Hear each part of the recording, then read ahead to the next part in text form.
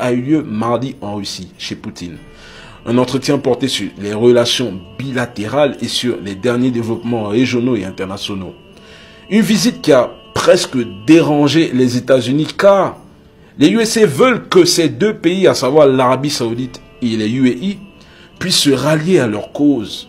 Mais d'un œil politique, qu'est-ce que Poutine peut prévoir pour empêcher les pays du Moyen-Orient de se rallier à la cause de l'oppresseur, donc de l'OTAN? La sécurité, mes frères africains. Et oui, Poutine ne peut que les garantir la sécurité. Si vous êtes avec moi, on vous protégera contre l'Occident, contre toute attaque.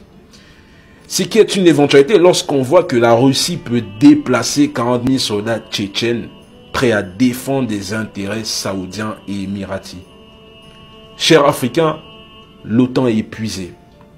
Tout repose sur les USA maintenant. Notez bien, l'Allemagne n'a que 48 heures de munitions en cas de guerre mondiale. Ils l'ont dit. La France n'aura que 24 heures. La Bulgarie et la moitié des pays membres de l'OTAN ont presque, voire ont épuisé leur stock. Poutine est en train de gagner cette guerre médiatique, mes frères africains. Il n'est pas isolé comme les médias français le disent, car ils font dans ce qu'on appelle la propagande et le mensonge. Poutine est aidé depuis le début de cette guerre.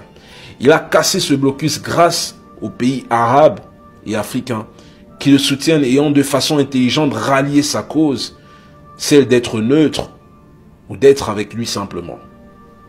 En définitive, cette guerre va soit finir par un accord entre l'Ukraine et la Russie, soit par une défaite sans nom de la Russie envers l'OTAN.